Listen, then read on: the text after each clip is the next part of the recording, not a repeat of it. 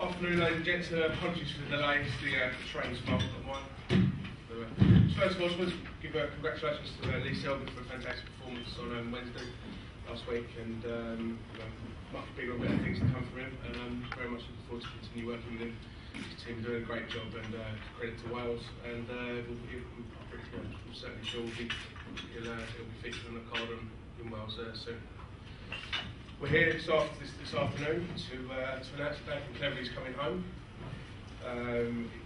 His first fight in Wales for 4 years, since he boxed on the Kazemi Kessler belt and then stayed in 2007. Since then, he's been on the road, picking up various titles: British, Commonwealth, European, and the WBO Light Heavyweight Championship. He's boxed in Liverpool, London, Las Vegas, and he's just got bigger and better, not necessarily bigger, he's just got better and better every single time. His father Vince has done, and the rest of the team has just done an absolutely magnificent job with him. Since he's got his degree, he's been able to concentrate full time on boxing, and I think that's where we've seen the best of Nathan. He returns to, as I said, Wales as WBO champion of the world. His last fight, as we know, was up in Liverpool against a phenomenal opponent, Tony Bellew. He managed to quieten down a very hostile Liverpool crowd pretty early on with an excellent performance. One that a lot of people thought Nathan might slip up on, but I think the rest of his team, including myself, are pretty confident that he can do a professional job.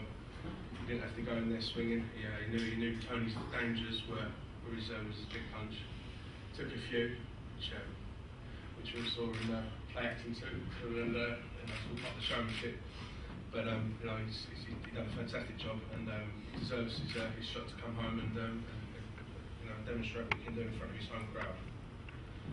The fight will be live on Box Nation on the 27th of February at obviously at this arena.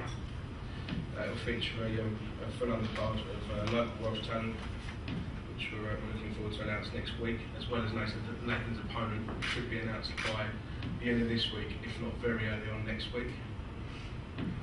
It'll be one of two world title fights within 9 days of each other, live on Box Nation.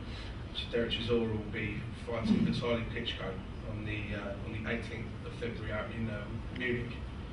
So as it stands, Nathan is the only world champion in Britain, and as it stands, as we go to print on paper, he is the only world champion in Britain. Hopefully, he'll be the second of two world champions in Britain come the 27th of Feb. But at the moment, Nathan, despite being on the road and all the complaints from people over the last couple of days, being on the road does not mean you can't pick up world titles and win fights. Down to your dedication, your hard work, and being a professional. And Nathan is a perfect example of that, and he's an absolute role model to any young boxer out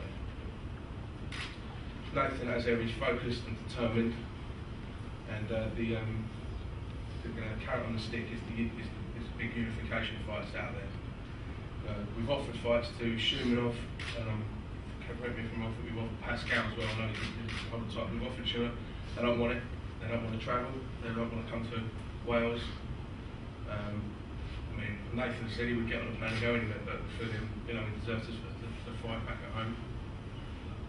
But there will be unification title fights, and I'm certain Nathan will win them. I'd just like to say a few words about you coming home and your last travels. Hello everyone, basically just looking forward to my homecoming now. It's been 3 years since I fought here in Cardiff. The last time was down the Millennium Stadium, Sancho Calzaghe's undercard. Just learning my trade then. Since then I've had 10 fights, boxed in Liverpool, Birmingham, London,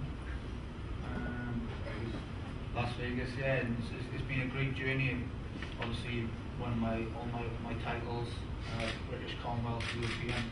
Obviously now world champion, and I think it's a perfect moment now to come home as world champion and defend my belts in front of my home crowd. pretty much my home city. Really, I live 25 minutes down the road. So it's going to be a special occasion for me. Obviously, myself now, and we've got a lot of talent coming through on the end of the card. So it's a great chance for them to showcase themselves as well in front of their home fans. So I think it's going to be, I think it's a great opportunity to bring the glory days back to Welsh boxing. I really do. So that's the target anyway. Vince, you usually got a few things to say.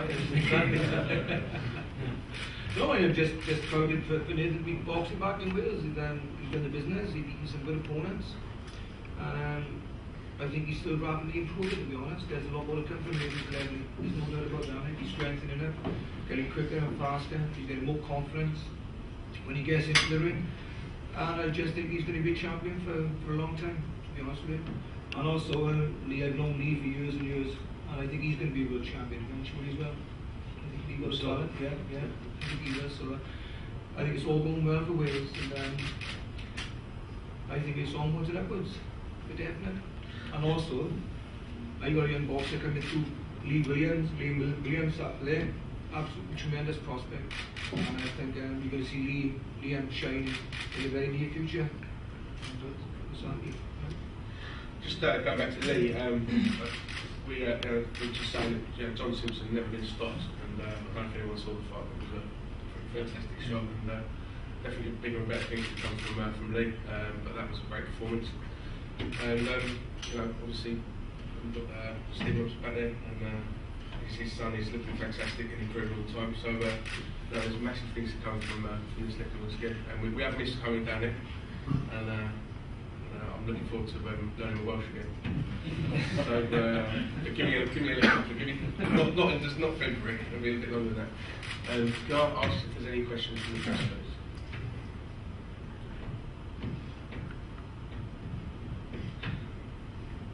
Do we have any idea who Lee will be defending against? We don't know anything. Sorry. So we know who Lee will be defending the British title against? Not as yet. I think we'll probably sit down next week, and we'll make a decision on that in the next couple of weeks. And is Bob Farah still in the frame for Mason? No. He's out. Not as far as I know. Not as far as I know. He won at the weekend. I didn't know whether you were waiting. Yeah, I don't know where that came from. It certainly didn't come from us. It certainly didn't come from us. We're surprised as you. But you never know where things come from. There's a few names been mentioned, but I think obviously we made Shimonov got the work out we wanted Shimonov, and he's on the missing list. They've got a habit of making people go on the missing list. Mr. Brain had disappeared, so we can't get Shimonov done on it. Hopkins is there's a few other options he's looking at the moment, but I think that's a cricket fight further down the line. There's no huge rush to. What about his mandatory in Constant? How long has he got before he has to face the law? You've got a voluntary, and then a bit of whatever.